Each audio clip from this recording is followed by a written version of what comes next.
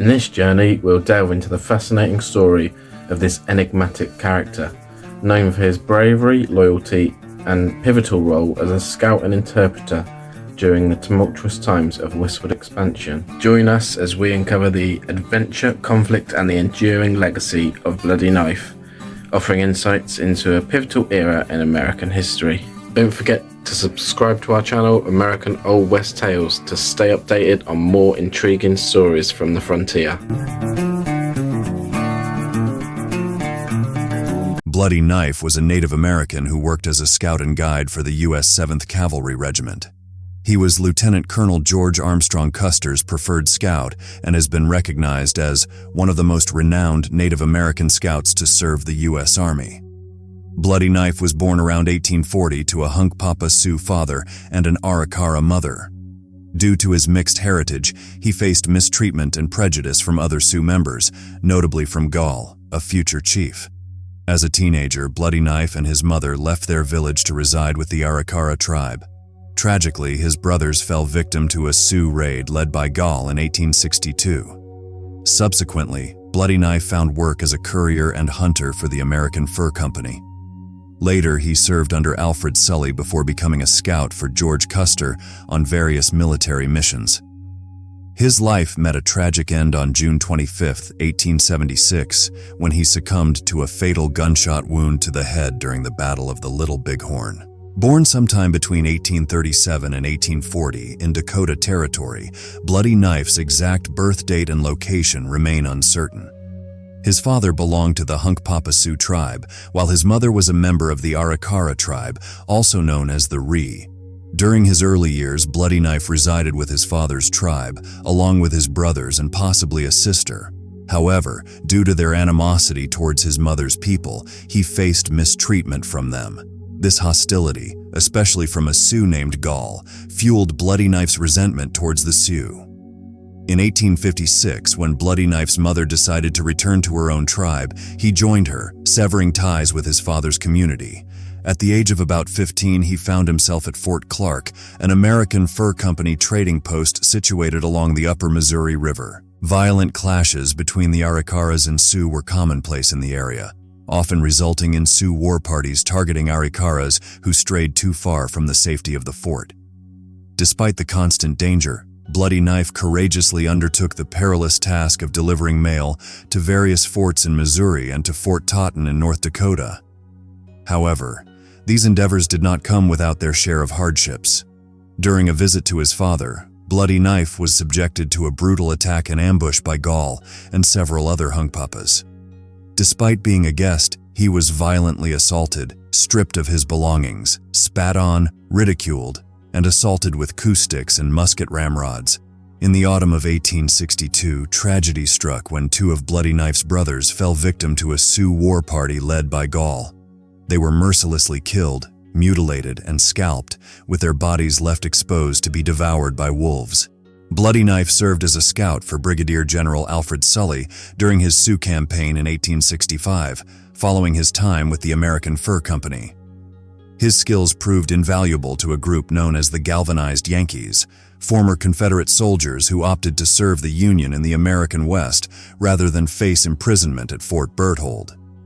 In addition to his scouting duties, Bloody Knife also served as a messenger, facilitating communication between military units in an area predominantly controlled by the Sioux.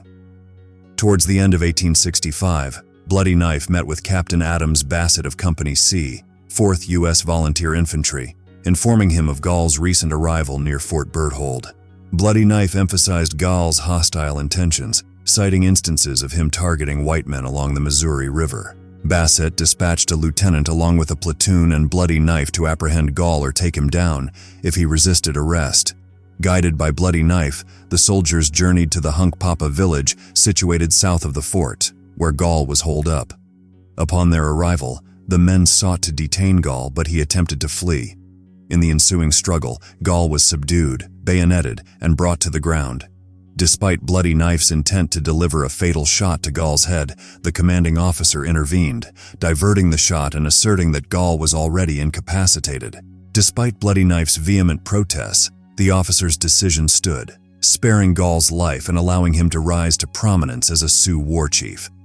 However, given the existence of similar accounts involving Gall's attempts on Sitting Bull's life, the veracity of this particular tale remains uncertain. President Andrew Johnson signed the Indian Scout Enlistment Act in 1866 to approve the creation of an Indian scouting organization. Bloody Knife enlisted as a corporal at Fort Stephenson in May 1868, yet his initial service was marred by challenges. He grappled with alcohol-related issues, which potentially contributed to his abandonment of duty in September 1868. However, by 1872, the year he participated in the Yellowstone expedition, he rose to the rank of Lance Corporal. In 1873, at Fort Rice, he crossed paths with George Armstrong Custer. The two struck up a friendship, with Custer admiring Bloody Knife's skills as a scout. Despite Bloody Knife's reputation for being outspoken, Custer found his bluntness amusing. Given Custer's own volatile nature, he once even fired a shot at Bloody Knife in a fit of anger during an expedition in 1874. Nevertheless, Custer occasionally bestowed gifts upon Bloody Knife, including a silver medal engraved with his name, which Custer specially ordered from Washington. Bloody Knife swiftly became Custer's preferred scout. During the subsequent Yellowstone expedition, Bloody Knife accompanied Custer and battled against the Sioux. He played a pivotal role in discovering an abandoned Sioux village, which he estimated had housed around 1,000 warriors. Pursuing the trail from the village led them into a skirmish at Yellowstone. In 1874, Bloody Knife joined the Black Hills Expedition, a massive undertaking involving over 1,000 individuals, including geologists, infantry, cavalry, 2 miners, several journalists, and 65 Arikara scouts.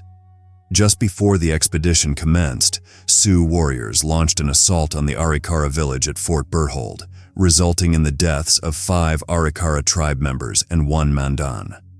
Among the casualties was one of Bloody Knife's sons, while another Arikara scout named Bear's Ears or Bear's Eye lost a brother in the same attack. Bloody Knife held Gall responsible for his son's death. Following the incident, many Arikara scouts on the expedition sought vengeance. Upon discovering signs of Sioux presence in the Black Hills, they began chanting war songs and adorned themselves and their horses with war paint. However, Custer, disinterested in intertribal conflicts, ordered the scouts to refrain from engaging with the Sioux unless provoked with gunfire. Bloody Knife and 25 other Arikaras were dispatched for further scouting and came across a small camp consisting of 5 lodges. They opted to wait for Custer and his interpreter, Louis Agard, to arrive before taking any action. Despite initial reports suggesting the presence of thousands of warriors in the hills, leading most of the expedition to anticipate an imminent battle, Bloody Knife discovered only 27 Oglala Sioux.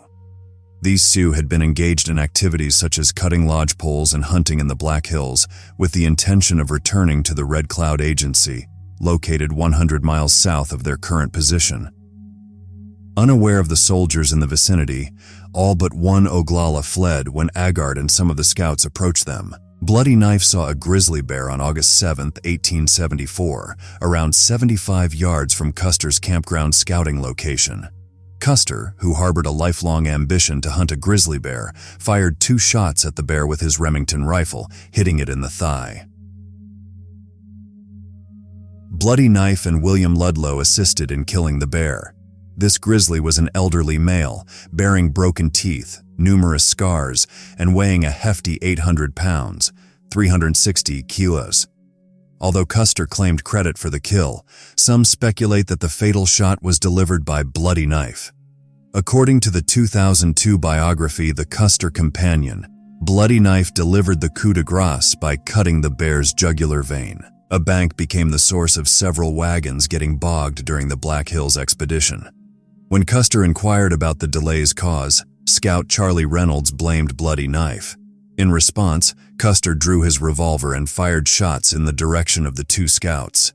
Seeking cover behind trees, Bloody Knife and Reynolds avoided harm. Subsequently, Bloody Knife confronted Custer, expressing his displeasure. "It is not a good thing you have done to me.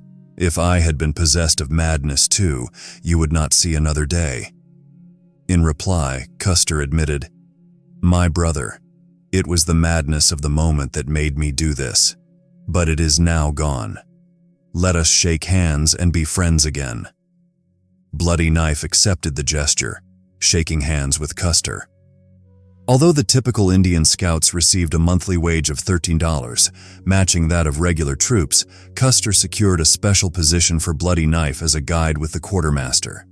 In this role, Bloody Knife earned a hefty $75 per month, equivalent to around $2,000 in today's currency. On November 30, 1874, Private Bloody Knife was honorably discharged from service. In recognition of his invaluable aid during the Black Hills expedition, he was awarded an extra $150 as a token of appreciation for his exceptional assistance. During the Little Bighorn campaign in 1876, Bloody Knife persistently warned Custer about the overwhelming number of Indians present, but Custer refused to heed the advice and insisted on engaging in battle. Prior to the battle, Bloody Knife reportedly gestured toward the sun with his hands, indicating his resolve not to witness its setting behind the hills that night. At the Battle of the Little Bighorn on June 25, 1876, Bloody Knife was assigned to Major Marcus Reno's command, which comprised 140 soldiers. During the battle, Custer instructed Bloody Knife and the other Arikara and Crow Scouts to drive away the herds of Indian ponies in the Sioux camp. As Reno's soldiers and scouts approached the camp, the Lakota Sioux and Cheyenne warriors spotted them and swiftly mobilized to counterattack Reno's advancing unit. Despite the soldiers forming a skirmish line to engage the enemy, they were outnumbered and Reno's unit was forced to take cover in timber near the river to avoid being flanked. Allegedly, Bloody Knife stood beside Reno, who gestured for him to come closer to inquire about the Indians' intentions as Reno's command prepared to move away from their village. Before Bloody Knife could respond, he was fatally shot in the head while mounted on his horse. Reno, his face spattered with Bloody Knife's blood, panicked and ordered a retreat. As Reno and his men withdrew from the woods across the river, they were pursued aggressively by the Braves, resulting in significant casualties among Reno's troops. Bloody Knife was one of 3 Arikara scouts assigned to Reno who perished during the battle. The others were Little Brave, also known as Bear's Trail or Little Soldier, and Bobtail Bull. The U.S. Army was decisively defeated. The Sioux decapitated Bloody Knife after the battle. According to Bloody Knife's sister, her daughters stumbled upon his body on the battlefield. Unaware that it was their uncle, they severed his head and brought it to the Hunkpapa village, where it was displayed on a pole. When Bloody Knife's sister saw the head and realized it belonged to her brother, she was horrified. According to David Humphreys Miller, an interviewer who spoke with many battle witnesses, she exclaimed, "Gal has finally killed him." However, other accounts omit any mention of Gall or the sisters' reactions upon discovering the head's identity. In the aftermath of the battle, Colonel John Gibbons' troops located Bloody Knife's scalp in an empty Sioux lodge, identified by its gray color pattern. These remains were interred on the battlefield on June 27, 1876. Later, Bloody Knife was laid to rest in the Scout Cemetery near White Shield, North Dakota. Bloody Knife married an Arikara woman named Young Owl Woman, also known as She-Owl, in 1866. Together, they had at least 3 children, a daughter and 2 sons. Tragically, their daughter passed away from an illness on December 28, 1870, and was laid to rest at Fort Buford. One of their sons fell victim to a Lakota raid on the Arikara village before the Black Hills expedition of 1874. The other son lived until 1904, when he was allegedly killed by his own wife. Young Owl Woman was designated as Bloody Knife's legal heir. In 1879, she presented herself at Fort Berthold to claim the outstanding pay owed for his services to the Army. In 1881, she finally received his remaining wages of $91 from the U.S. government.